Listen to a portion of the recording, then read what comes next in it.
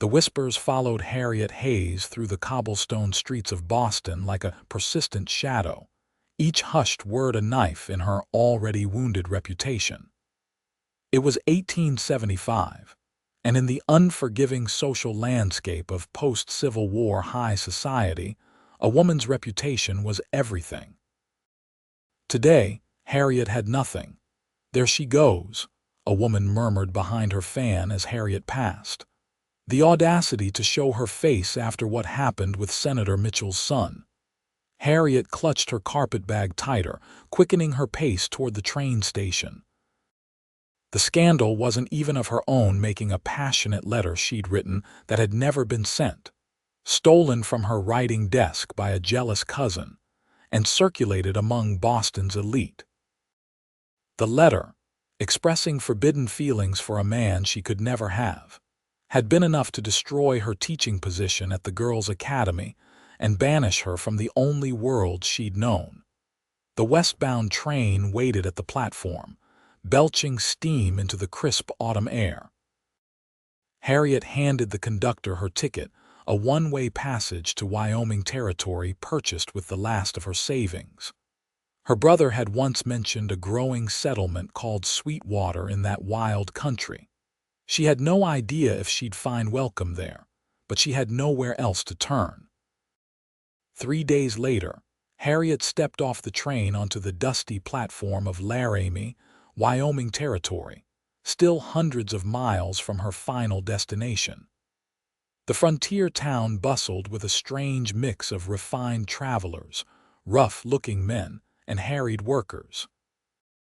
Her modest traveling dress, once the height of Boston fashion, now seemed absurdly impractical against the backdrop of the rugged West. "Looking for transport to Sweetwater, madam?" A weathered man with a clipboard approached her. "Yes, I am. When does the next stage-coach leave?" The man chuckled. "Not for 3 days. Storms coming in from the mountains. Most folks are staying put." Harriet's heart sank. Her funds would barely cover a single night's lodging. Is there perhaps another way? Well, the man scratched his chin. Quinn Xavier's headed that way with supplies. He runs a ranch outside Sweetwater. Not exactly a proper escort for a lady like yourself, but he's honest enough. Before she could respond, a deep voice spoke from behind her. "I don't bite if that's what's worrying you." Harriet turned to face a tall man removing his leather gloves. Everything about him spoke of the frontier, from his sun-weathered face to his practical clothing. Yet there was something in his blue eyes, intelligence, perhaps, or unexpected kindness that made her pause. "Mr. Xavier?" she asked. "Just Quinn to most folks." He studied her briefly.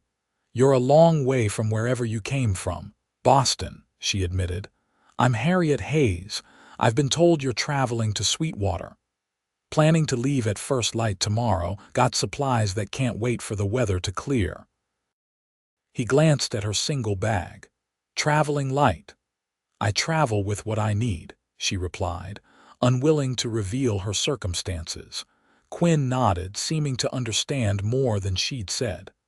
"I've got room in the wagon if you're not opposed to rough roads and rougher company." "I charge less than the stagecoach." Relief and wariness battled within her. "That would be most appreciated, Mr. Xavier." "Quinn," he corrected again. "Get yourself a room at Mrs. Peterson's boarding house. Tell her I sent you. I'll collect you at sunrise." Before she could thank him properly, he tipped his hat and strode away, leaving her amid the bustle of the station, the first tenuous thread of a new beginning in her hands. Mrs. Peterson's boarding house proved to be a simple but clean establishment. The elderly proprietress eyed Harriet with curious suspicion as she signed the guest book. "Quinn Xavier sent you, did he?" The woman adjusted her spectacles. "Not his usual sort." Harriet's spine stiffened. "I'm merely a traveler requiring transport to Sweetwater." Mrs. Peterson handed her a key. "Room 3 up the stairs. Dinner's at 6 sharp, and Miss Hayes," she lowered her voice, "folks out here don't much care about whatever you're running from back east. Out west, it's what you do now that matters. Harriet blinked in surprise at the woman's perception, but said nothing as she climbed the narrow staircase to her room. The accommodations were sparse: a narrow bed, washstand, and small window overlooking the dusty main street. Harriet sank onto the mattress, exhaustion from days of travel washing over her. Opening her carpetbag, she extracted a worn journal and a letter from her brother dated 2 years earlier, the last correspondence before he'd moved further west. The pages offered little practical information about Sweetwater beyond its growing population and opportunities for those willing to work hard. Would she find him there? Would he even welcome her after their father had forbidden contact? More pressing, what would she do upon arrival? Her $25 wouldn't last long, and her skills as a teacher of proper young ladies seemed woefully inadequate for frontier life. At dinner, Harriet found herself at a table with 3 traveling salesmen who thankfully paid her little mind beyond polite acknowledgement. She ate her stew silently, listening to their chatter about business prospects and railroad expansions. Their conversation painted a picture of the West as a place of opportunity and danger in equal measure. Back in her room, Harriet prepared for the journey ahead, washing her face and rebraiding her chestnut hair. As she changed into her nightgown, she caught sight of herself in the small mirror. The woman staring back looked tired, uncertain, but somehow determined. Whatever awaited in Sweetwater couldn't possibly be worse than the shame and rejection she'd left behind. Morning arrived with a gray sky threatening the predicted storm. Harriet dressed in her most practical outfit, a navy traveling dress with a high collar and buttoned cuffs. She'd barely finished securing her hat when a knock sounded at the boarding house door. Mrs. Peterson called up the stairs. "Your ride's here, Miss Hayes." Quinn Xavier waited in the parlor, hat in hand. In the morning light, she noted details she'd missed yesterday: a thin scar running along his jawline, the slight silver threading through his dark hair at the temples despite him appearing no more than 35. "Morning," he said simply. "Ready to go. Storm's building faster than I'd like." "Yes, I'm prepared." She gestured to her bag. He nodded, taking it from her. "Wagon's loaded. I've made space up front for you, but it won't be as comfortable as a stage coach." "I'm not afraid of discomfort, Mr. Xavier." "Quinn," he corrected for the 3rd time, a hint of amusement crossing his features. "And that's good, because there's plenty to be found between here and Sweetwater." Outside, a sturdy wagon stood loaded with crates, barrels, and canvas-covered supplies. 2 strong horses stomped impatiently in their harnesses. Quinn secured her bag and offered a hand to help her climb to the high seat. "Ever ridden in a supply wagon before?" he asked as he settled beside her and took up the reins. "I can't say that I have." "Best hold on then." He clicked to the horses and they lurched forward, wheels clattering on the hard, packed street. 3 days if the weather holds, longer if it doesn't. As they left the outskirts of Laramie, the landscape opened before them, endless rolling plains stretching toward distant mountains. The immensity of it stole Harriet's breath. In Boston, one was never far from buildings, from people, from the reassuring constraints of civilization. Here, the openness felt both liberating and terrifying. "What brings you to Sweetwater?" Quinn asked after they'd traveled in silence for nearly an hour. Harriet hesitated. "Family connections. My brother mentioned the town in his letters." "Who's your brother?" "Henry Hayes. He wrote of working in a mercantile." Quinn frowned slightly.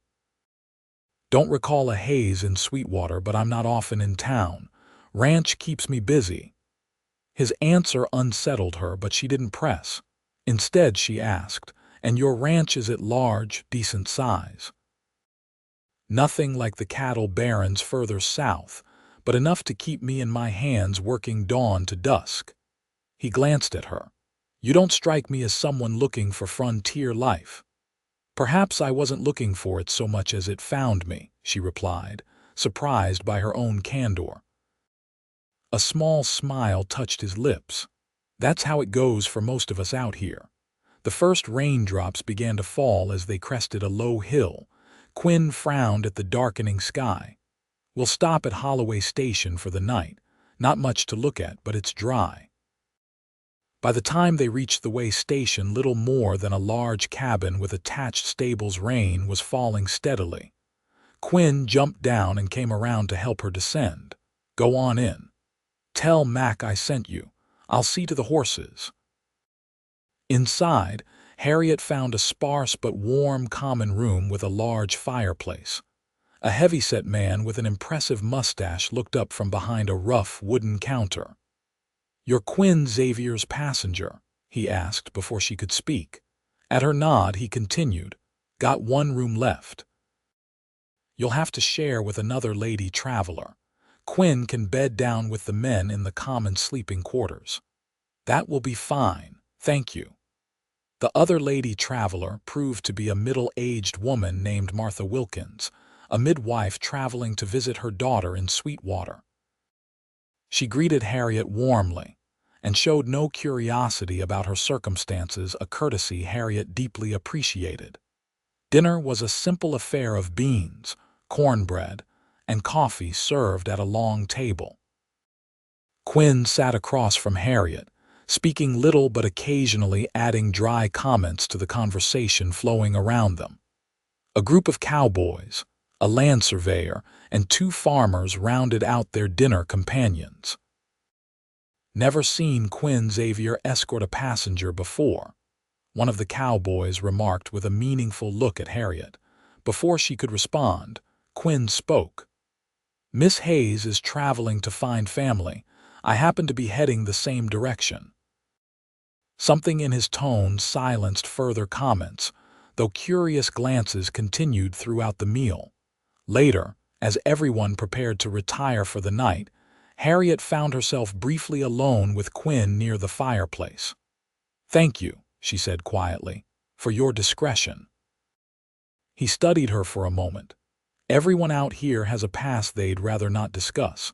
Part of frontier courtesy is not asking questions unless invited." "Is that what brought you west? A past you'd rather not discuss?" A shadow crossed his face. "Something like that." He changed the subject. "The storm's looking to settle in. We may need to stay here tomorrow if it doesn't let up." "I understand." He nodded, then looked at her more directly.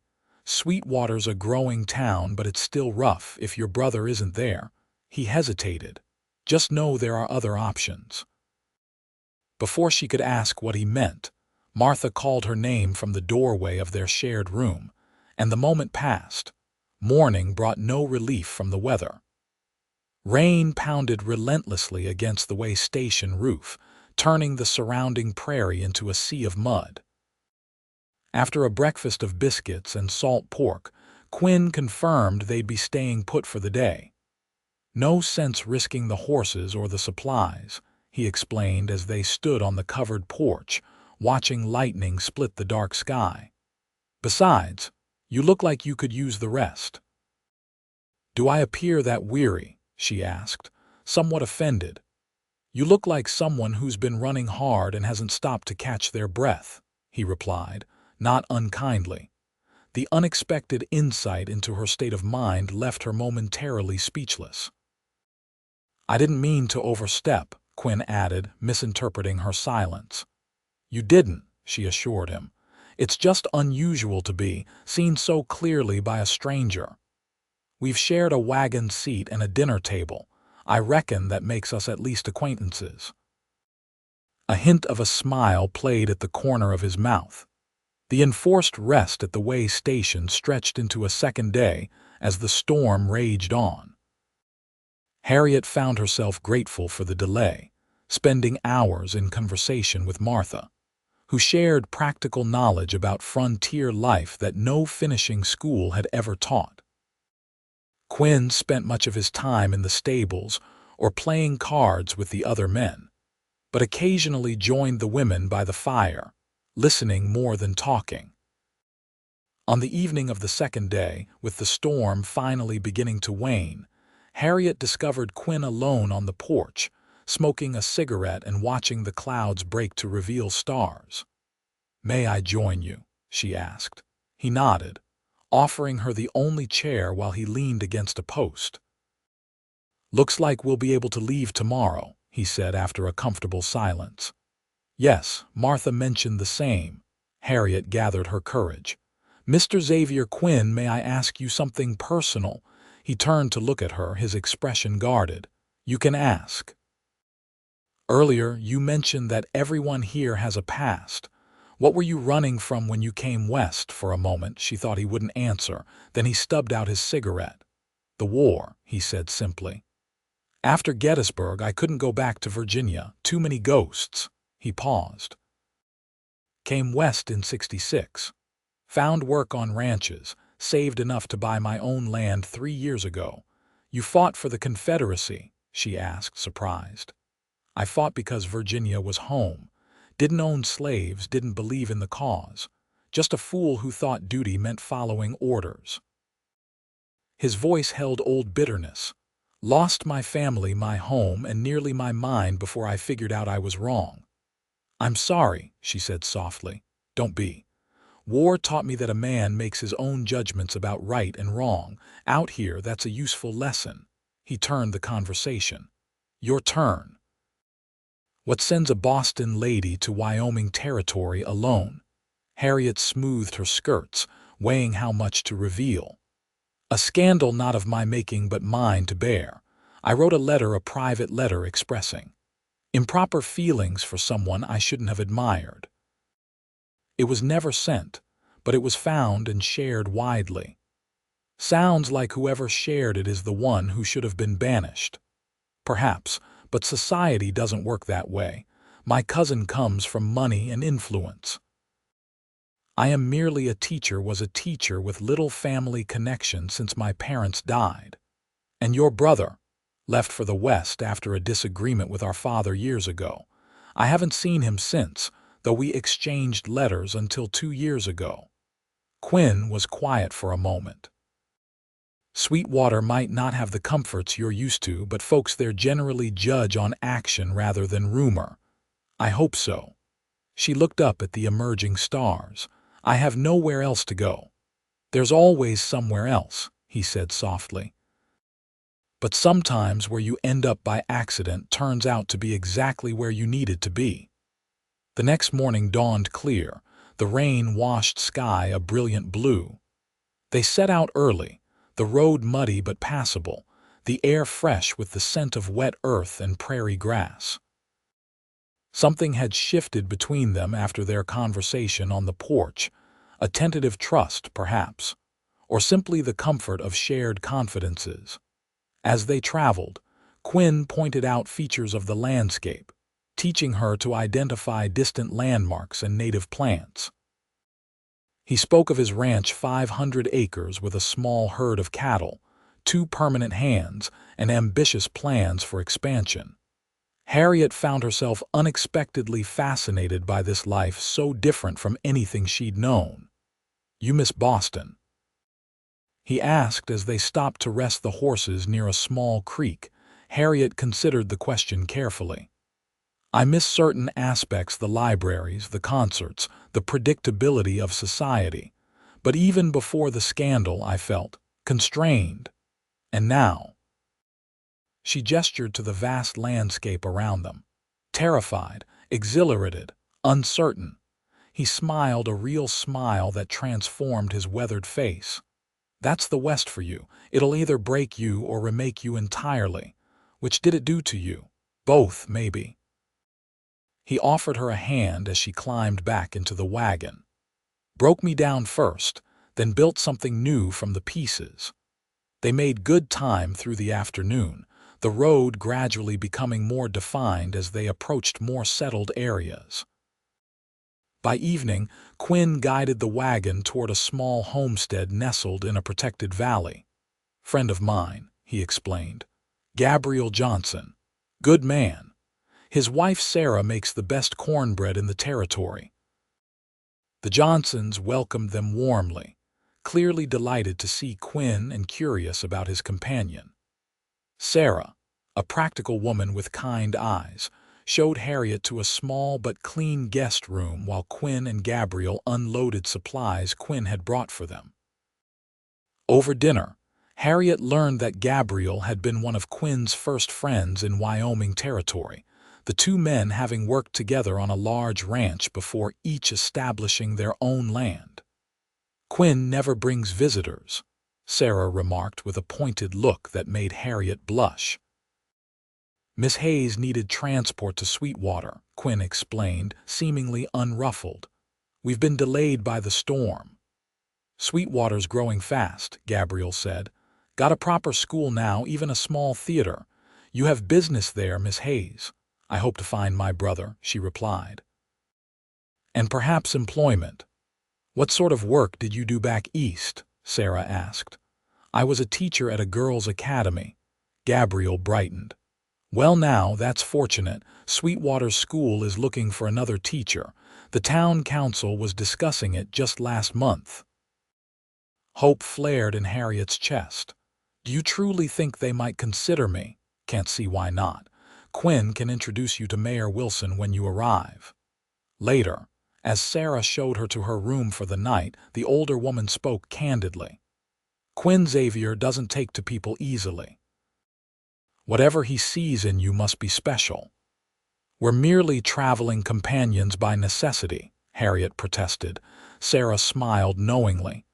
"Quinn doesn't do anything by necessity that he doesn't want to do. Remember that." Sleep came slowly that night, Sarah's words echoing in her mind alongside the growing realization that her journey would end tomorrow. Sweetwater awaited, and with it, either salvation or further disappointment. Morning brought a flurry of activity as they prepared to depart. Sarah pressed a package of food into Harriet's hands, along with a jar of preserves, for when you get settled. The woman's confidence in Harriet's future was both touching and intimidating. As they resumed their journey, the landscape began to change subtly, more homesteads dotting the distance, occasional fences marking property boundaries, the road more clearly defined by regular use. "We'll reach Sweetwater by mid-afternoon," Quinn said. "Where were you planning to stay?" The question caught Harriet off guard. In truth, she had no plan beyond arriving. "I'm not certain. Is there a boarding house?" "Two, actually.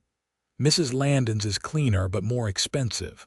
Hoskins' place is rougher but affordable." He paused. "Or there's my offer." "Your offer?"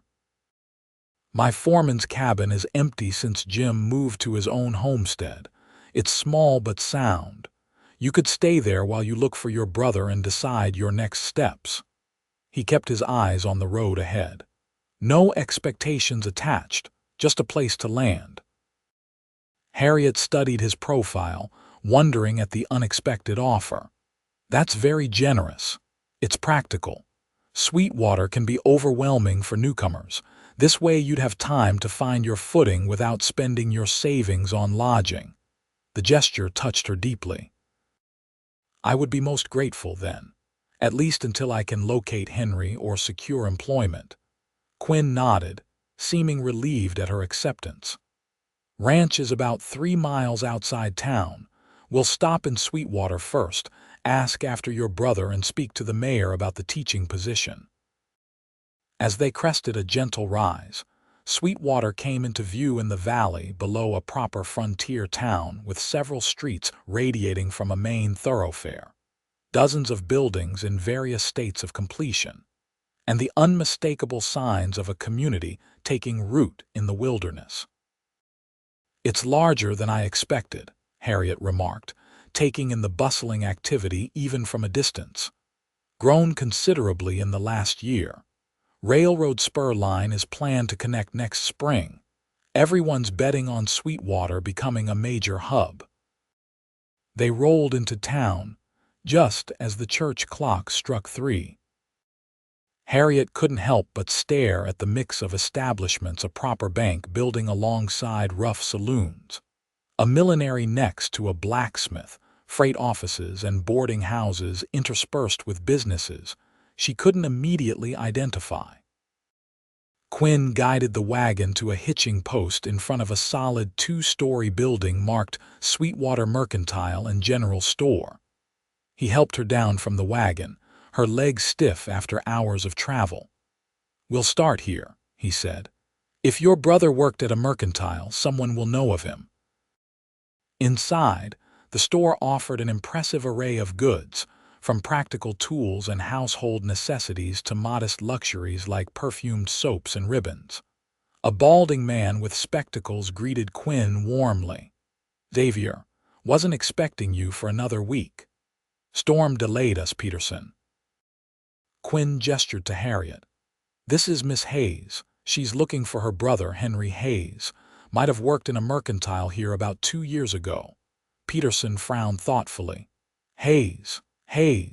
Don't recall anyone by that name working retail. Could have been before my time, though. I only bought this place last year." He called toward the back of the store. "Martha, you remember a Henry Hayes working in town?" A woman's voice replied from behind a curtained doorway. "Hayes. Wasn't he the fellow who moved on to Dakota Territory? Tall fellow, bit of a temper."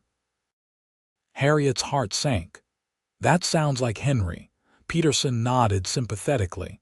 "Lot of folks pass through Sweetwater. Some stay, some drift on. Dakota's been drawing plenty with the gold strikes." "You know where in Dakota he went?" Harriet asked, trying to keep disappointment from her voice. "Can't say for sure. Deadwood, maybe. That's where most are heading these days." Thanking the shopkeeper, they stepped back onto the boardwalk. Quinn studied her face. "I'm sorry," he said quietly. Harriet squared her shoulders. "It's not entirely unexpected." Henry was never one to stay in one place long. "Still a disappointment." He hesitated. "Mayor's office is just down the street if you'd like to inquire about the teaching position." The mayor, a portly man named Wilson with an impressive mustache, received them in his cluttered office with interest. Quinn's introduction seemed to carry significant weight. "A teacher from Boston," Wilson exclaimed. "Just what our growing community needs. Our schoolhouse has 63 children now, far too many for Miss Thornton to manage alone." "I would be grateful for the opportunity," Harriet said. "Though I should be forthright, my experience is primarily with young ladies of good families, teaching deportment and classical education." Wilson waved a hand dismissively. "Our children need reading, writing, and arithmetic. Anything beyond that is a welcome bonus. The position pays $40 monthly with a room above the schoolhouse if needed." He peered at her. "When could you start?"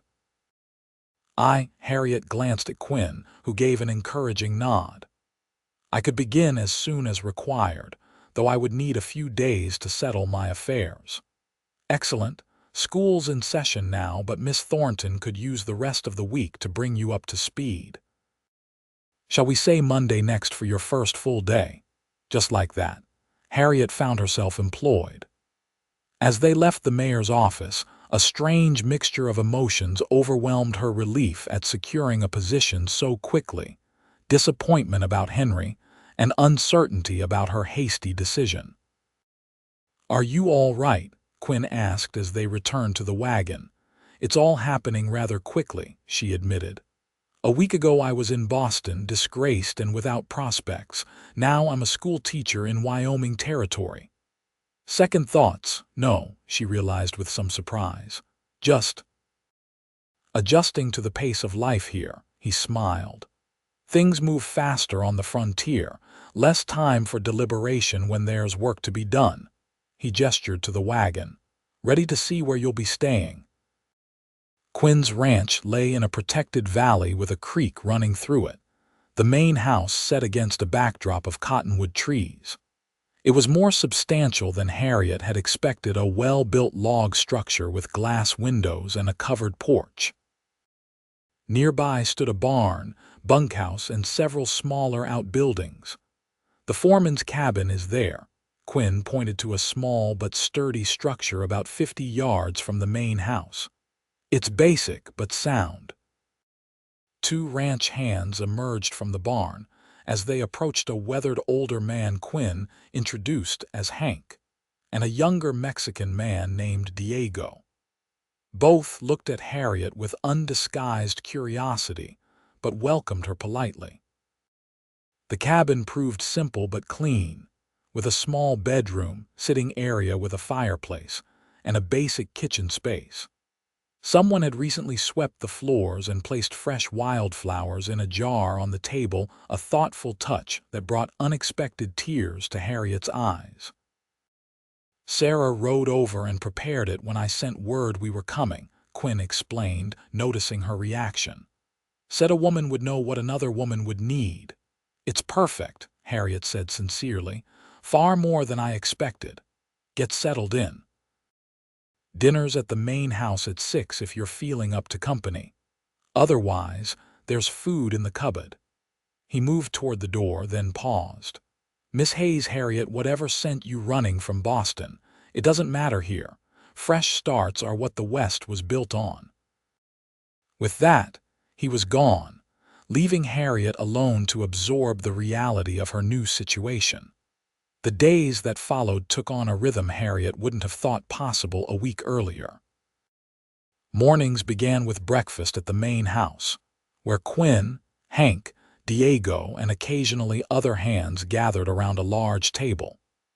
The men treated her with a curious mix of deference and casual acceptance, clearly taking their cue from Quinn's matter-of-fact attitude toward her presence. Each day, Quinn drove her into town to meet with Miss Thornton, a stern but kind woman in her 40s who was visibly relieved at the prospect of sharing her teaching burden. The schoolhouse was a far cry from Boston's elegant academy, one large room with rough-hewn benches, a pot-bellied stove, and children ranging from 5 to 16 years of age. Yet there was something appealing in its simplicity, and in the eager faces of students who valued education precisely because it wasn't taken for granted. In the afternoons, Quinn would collect her and sometimes show her different aspects of the territory, the best place to gather wild berries, a hidden waterfall, or simply spectacular views of the land he clearly loved. During these excursions, she learned more about him, how he'd worked on ranches throughout the West before saving enough to buy his own land, his plans to expand his herd, his quiet passion for the territory's future. "Wyoming's different," he told her as they sat on a hillside overlooking the valley. "The territorial legislature gave women the right to vote 6 years ago, first in the nation. Truly," Harriet was genuinely surprised, "women here work alongside men. They stake claims, run businesses, have opinions that matter." He looked at her directly. "A woman with your education and determination could build whatever life she wants. Is that how you see me? Determined?" "Anyone who travels across the country alone after losing everything has determination. Question is just what you're determined to do." His insight was startling. In Boston, no one had ever truly seen beyond her carefully constructed facade of proper femininity. Here, this quiet rancher seemed to recognize her essential nature with disconcerting accuracy. On Friday evening, Quinn announced he needed to show her something special. He saddled 2 horses, a gentle mare for Harriet and his own stallion, and led her along a winding trail through a stand of cottonwoods and up a gradual slope. "I've never ridden astride before today," she admitted, still adjusting to the unfamiliar position. In Boston, ladies rode side saddle or not at all. "You're a natural," he assured her, his expression warm with approval. The trail opened suddenly onto a plateau overlooking the entire valley. The setting sun painted the landscape in gold and crimson, the distant mountains purple against the blazing sky. Far below, the ranch buildings looked like toys, and Sweetwater was merely a cluster of structures in the distance. "It's breathtaking," Harriet whispered, overwhelmed by the beauty. "This is where I decided to build my life," Quinn said quietly. "Came up here 5 years ago while working for the Hollister outfit. Promised myself someday I'd own that valley." He pointed to where his ranch now stood. "Took 3 years of saving every penny, working dawn to dusk, but I did it." "You should be very proud." "I am." He turned to her. "Monday you start your new position. I was wondering if you'd given thought to your living arrangements." Harriet had, in fact, been pondering this very question. The room above the schoolhouse offered independence but isolation. The foreman's cabin provided comfort and security but came with complications. Being a single woman in such close proximity to a bachelor rancher was hardly conventional. "I've been considering the school accommodation," she said carefully. "Of course." His expression revealed nothing. "It's a sensible choice, though the offer of the cabin remains open as long as you need it." "Mr. Xavier, Quinn," he corrected automatically. "Quinn," she amended with a small smile. "Your kindness has been extraordinary. I came west expecting hostility or at minimum indifference. Instead, I found generosity I scarcely know how to repay. No repayment necessary." He turned his gaze back to the sunset. "Life out here requires people to help each other. Tomorrow it might be me needing assistance." A comfortable silence fell between them as they watched the sun sink below the horizon.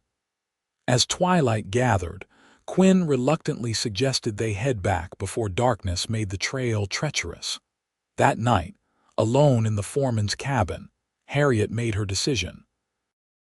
She would take the room above the schoolhouse, establishing herself as independent from the beginning. It was the proper course, the prudent course, yet she felt an unexpected regret at the thought of leaving the ranch and its owner's quiet presence. Sunday afternoon found Harriet preparing to move her few belongings to town. Quinn had offered to drive her after the morning's work was complete, and she was carefully packing when a knock sounded at the cabin door. It wasn't Quinn but Hank, the older ranch hand, his weathered face unusually grave. "Miss Hayes, you're needed at the main house. Quinn's been hurt." Her heart lurched. "What happened?" "Bull got him against the fence. Nothing broken from what we can tell, but he's torn up pretty bad."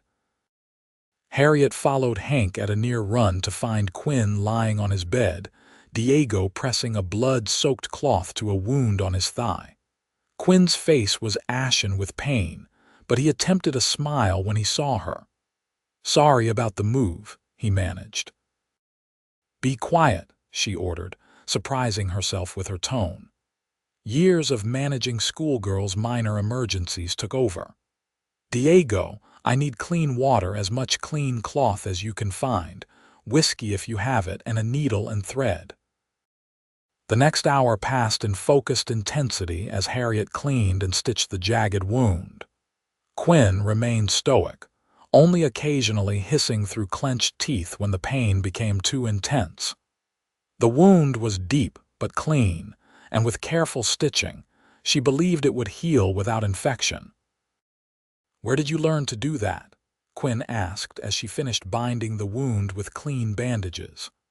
"My mother was a nurse during the war," she explained, washing blood from her hands in a basin.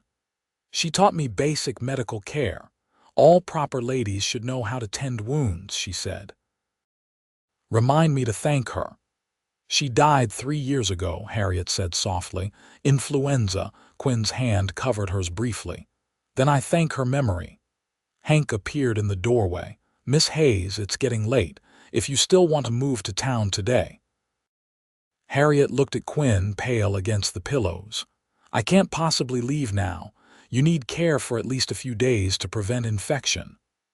"I don't want to delay your plans," Quinn protested. "My plans can wait.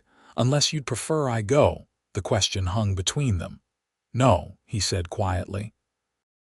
I'd be grateful if you stayed." The decision made, Harriet sent a note to Miss Thornton explaining the situation and requesting a few days' delay in assuming her duties.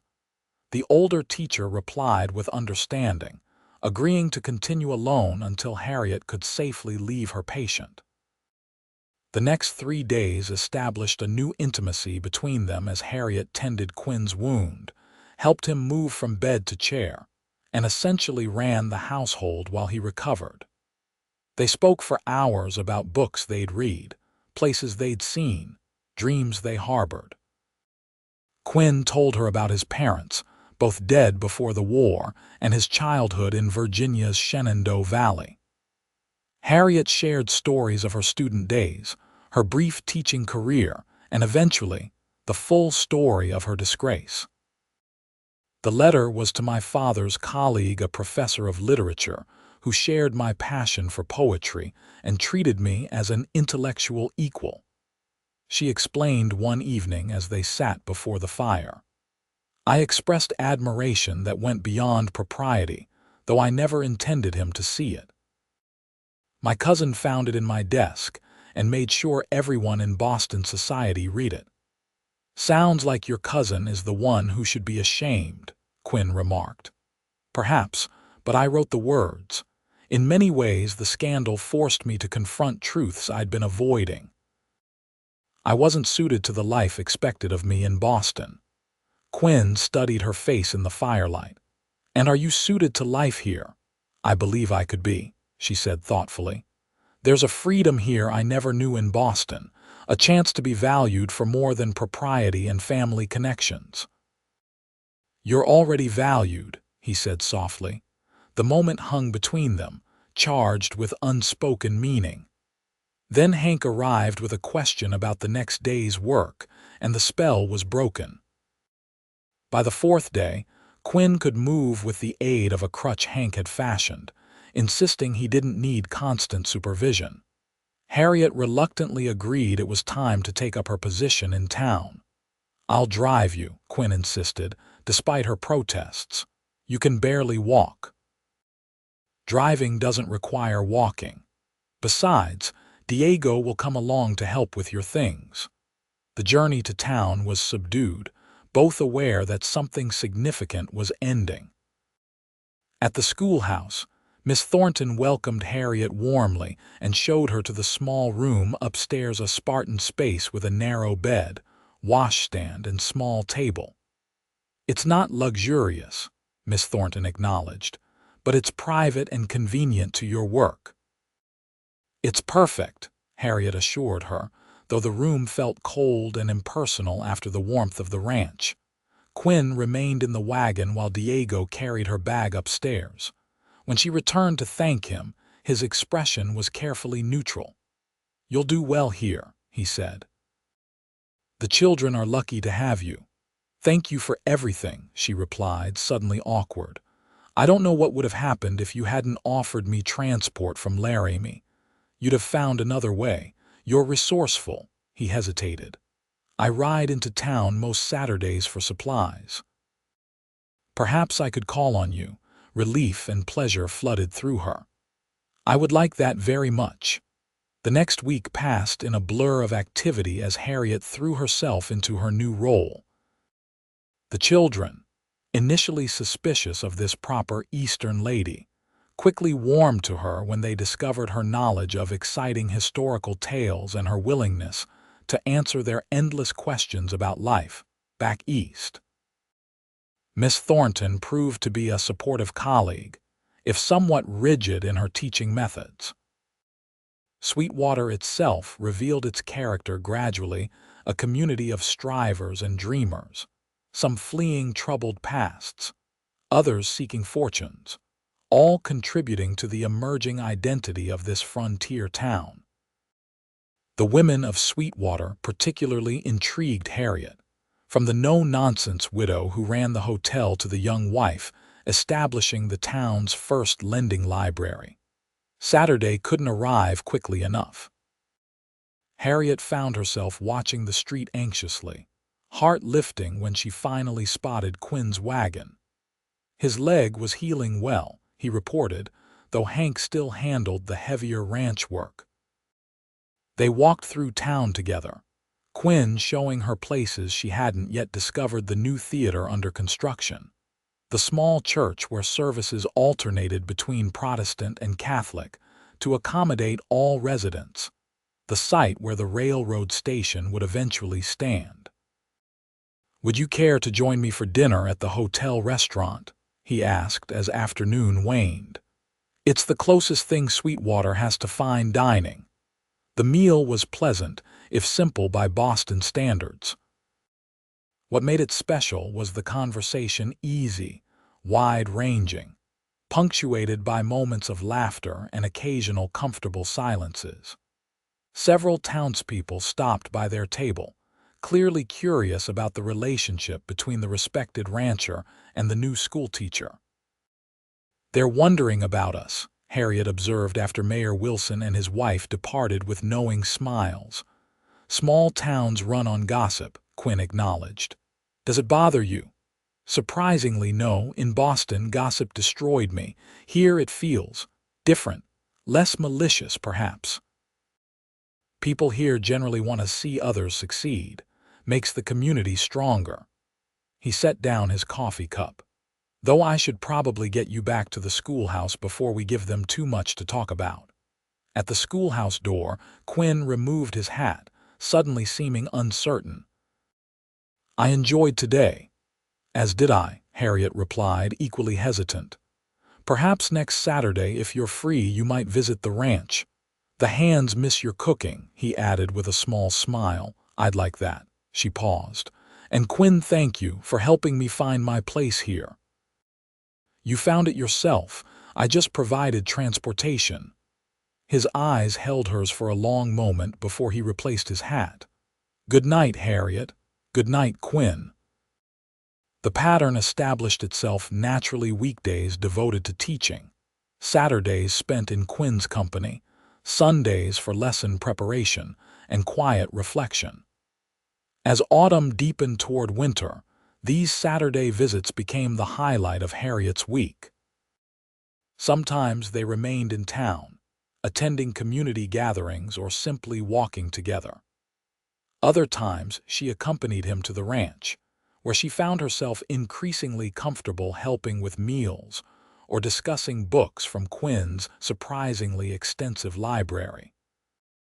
It was during one such visit in early November that their relationship shifted irrevocably.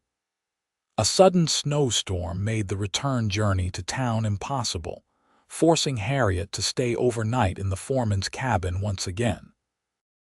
After dinner with Quinn and the hands, she retired early, only to be awakened by the sound of the cabin door opening. Quinn stood in the doorway, snow dusting his shoulders. "Sorry to disturb you. Thought I should check the fire was sufficient." "It's fine," she assured him, pulling her shawl tighter around her nightdress-covered form as she rose from the bed. "Is the storm very bad? Worst of the season so far?" He stepped inside, closing the door against the wind. "We might be snowed in for a day or two." The implications of his statement hung between them: days alone together, separated from town and its watchful eyes. In Boston, such a situation would mean irreparable damage to a woman's reputation. Here in the West, practical considerations often outweighed social niceties, but still. "Will people talk?" she asked, voicing her concern. "Probably," he admitted. "Does that trouble you?" She considered the question honestly. "Not as much as it should, perhaps. Boston seems very far away now." "It is far away, different world entirely." He remained by the door, maintaining a respectful distance despite the intimacy of the situation. "Harriet, I need to say something." Her heart quickened at his tone. "Yes. These past months, having you here, it's changed things, changed me." He chose his words carefully. "I've lived alone a long time, thought that was how it would always be. Now I'm not so sure." "What are you saying, Quinn?" she asked, though she suspected she knew. "I'm saying I care for you more than I thought possible." His eyes held hers steadily. I'm not asking for anything now. Just wanted you to know." The declaration, simple and direct, touched her deeply. "I care for you as well," she admitted softly. A smile transformed his face. "That's good to hear." "What happens now?" she asked, suddenly uncertain. "Now I go back to the main house and let you get some sleep." He moved toward the door, then paused. "But maybe when the weather clears, we could discuss what this means. For both of us." "I would like that." He nodded, then stepped back into the snowy night, leaving Harriet with racing thoughts and a heart fuller than she could remember feeling in years. The storm kept them isolated for 3 days filled with quiet conversations by the fire, shared meals with the hands, and long walks through the snow-covered landscape when the weather permitted. By unspoken agreement, they didn't revisit their nighttime declarations until the evening before the road to town would be passable again. They sat before the fire in Quinn's study, a chessboard between them forgotten as their conversation took a more serious turn. "People will talk when we return to town tomorrow," Quinn said, stating the obvious. "Let them," Harriet replied with newfound confidence. "We've done nothing wrong." "No, we haven't, but perceptions matter, especially for a schoolteacher." She sighed, acknowledging the truth in his words. "What do you suggest?" "There are 2 options as I see it." He met her gaze directly. "Either we maintain a more formal distance for a time, or, she prompted when he hesitated, "or we give them something legitimate to talk about." He reached across the table to take her hand. "Harriet Hayes, I've come to love you. I believe you might feel the same. If that's true, would you consider becoming my wife?" The directness of the proposal took her breath away.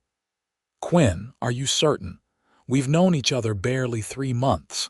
I've never been more certain of anything." His hand tightened around hers. "Out here, people don't have the luxury of lengthy courtships. Life is shorter, harder, more precious. When you find someone who makes that life better, you hold on. What of my teaching position? Keep it if you wish. Or help me build this ranch into something that will last generations. Or both. I'm not asking you to be less than who you are. I'm asking to share whatever life we build together." Tears filled her eyes as the full meaning of his offer sank in.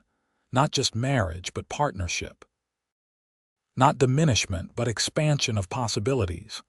"Yes," she said simply. "Yes, I will marry you." His smile was radiant as he rose from his chair and pulled her to her feet. Their first kiss was gentle, tentative, then deepened with the certainty of their decision. When they finally parted, both were breathless. "When?" he asked. "Soon," she replied. "I see no reason to wait." Mayor Wilson, in his capacity as Justice of the Peace, married them the following Sunday in Sweetwater's small church. The entire town turned out for the event, apparently delighted by the union of their new teacher and the respected rancher. Miss Thornton beamed approval, having agreed that Harriet could continue teaching at least until a replacement could be found. "No shame in finding happiness where you can," the older teacher told Harriet before the ceremony. This territory was built by women who refused to be defined by other people's narrow judgments. The wedding itself was simple but joyful. Harriet wore her best dress, navy blue with lace trim, while Quinn looked uncommonly handsome in a new suit ordered from Laramie. The reception at the hotel afterward featured the community's best food and music from a surprisingly competent local string quartet. As they danced, Quinn held her close. "Any regrets, Mrs. Xavier?" "Not a single one," she answered truthfully. "I came west seeking refuge and found a home instead." "Speaking of home," he murmured near her ear, "I have something to show you when we return to the ranch." That something proved to be construction plans spread across his study table. "I've been working with a builder from Cheyenne," he explained. "Thought we might expand the main house, add a proper library, a larger kitchen, maybe a nursery someday." Harriet traced the drawings with her finger. It's wonderful, Quinn, but when did you start planning this? About a week after you first came to the ranch, he admitted. Foolish, perhaps, but I couldn't help hoping. She kissed him then, overwhelmed by the evidence of his faith in their future together.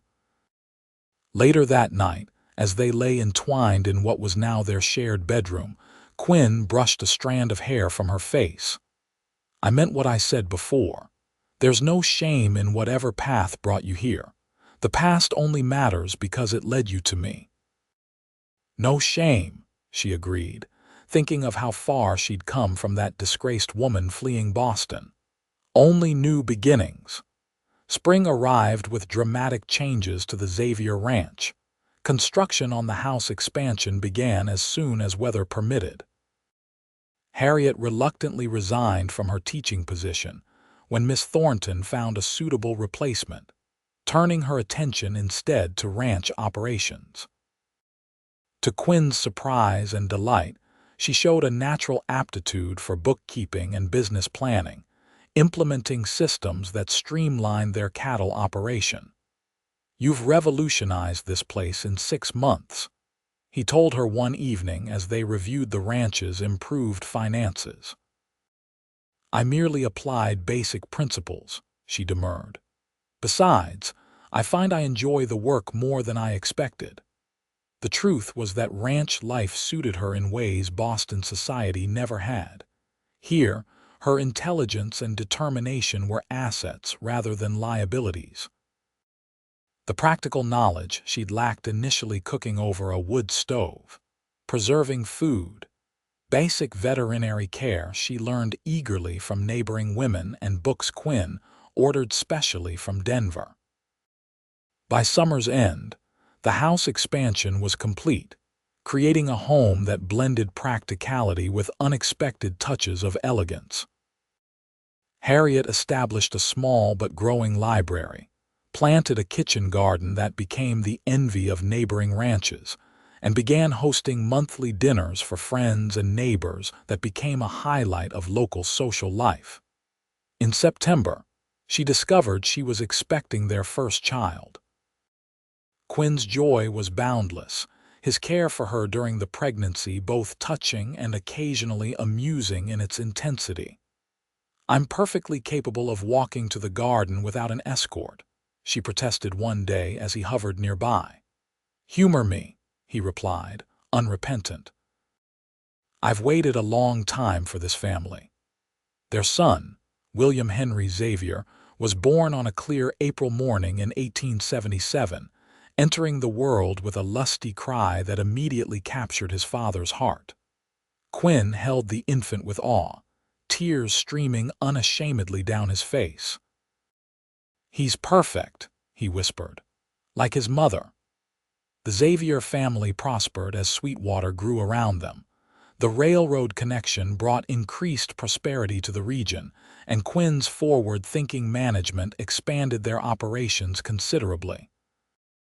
2 years after William's birth, Harriet gave birth to twin daughters, Elizabeth and Sarah, completing their family. Occasionally, letters arrived from Boston former colleagues or students who'd heard of Harriet's new life and wrote with curiosity or congratulations. She answered them politely but briefly, finding that the concerns of her former life held little interest now. On the 5th anniversary of her arrival in Wyoming Territory, Quinn surprised her with a special gift, the deed to a building in Sweetwater. "What's this?" she asked, confused. "The new library building," he explained. "The town council approved funding but needed a director. I might have mentioned you'd be perfect for the position." Harriet stared at him in shock. "But the ranch, the children are in school most days now." "The ranch runs smoothly with the systems you've put in place, and you've mentioned missing intellectual engagement."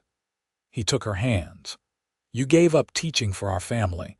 I thought perhaps this might offer a new opportunity without requiring full-time commitment." Tears filled her eyes at his thoughtfulness. "You continue to surprise me, Quinn Xavier." "Good," he smiled. "I plan to keep doing so for at least the next 50 years. The Sweetwater Public Library opened 6 months later under Harriet's direction, quickly becoming a center for community education and advancement. She instituted evening classes for adults, special programs for children, and a lecture series that brought speakers from as far as Denver and Salt Lake City. One autumn evening in 1883, as Harriet and Quinn sat on their porch watching their children play in the yard, a carriage appeared on the road to the ranch, an unusual occurrence at that hour. As it drew closer, Harriet recognized the driver as Sweetwater's telegraph operator. Message came for Mrs. Xavier, the man called, waving a yellow paper, marked urgent. With a sense of foreboding, Harriet opened the telegram. It was from a lawyer in Boston. Regret to inform death of cousin Margaret Stop. Unexpectedly named you beneficiary. Stop. Substantial inheritance requires your presence. Boston. Soonest. Stop. Quinn read over her shoulder. Margaret, wasn't she the one who? Yes, Harriet confirmed. The cousin who circulated my letter and caused the scandal that sent me west. They discussed the unexpected news late into the night. The inheritance was significant enough to require Harriet's personal attention, meaning a journey east she'd never expected to make again. I'll come with you, Quinn decided. The children can stay with the Johnsons. It's time they saw where their mother came from.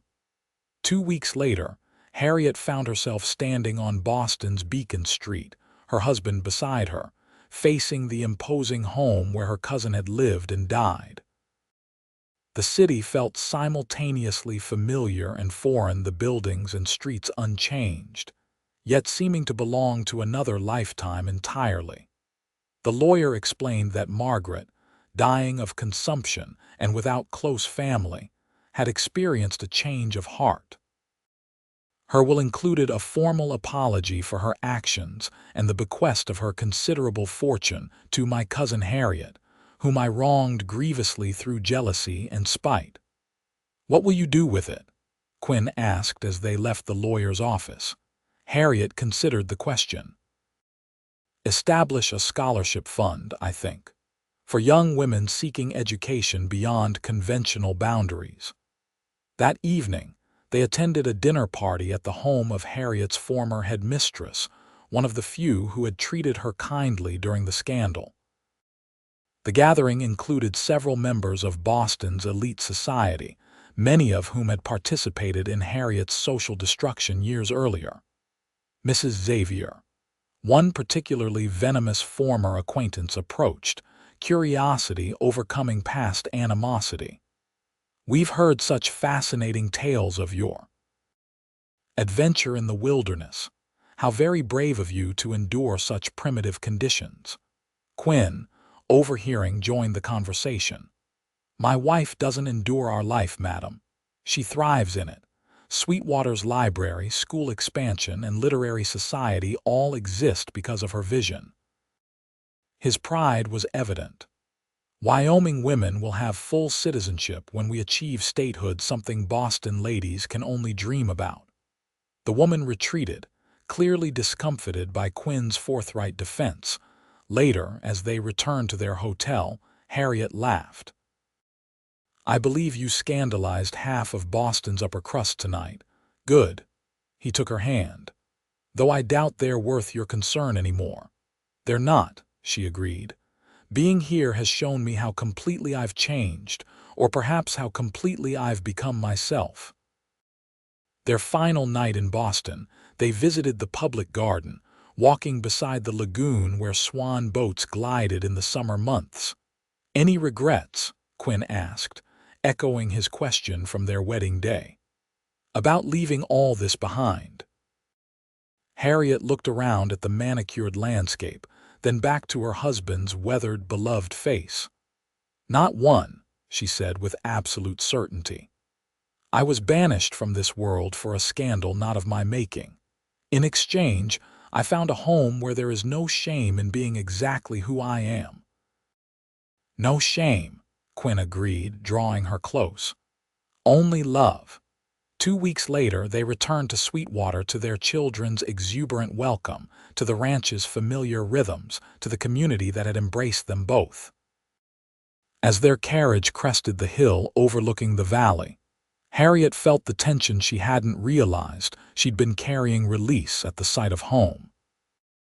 Years later, when Sweetwater had grown into a proper small city and the Xavier Ranch had become one of the region's most prosperous operations, visitors sometimes asked Harriet if she missed the refinements of Eastern society. Her answer never varied. I found something better than refinement here. I found truth, purpose, and a love that sees me completely.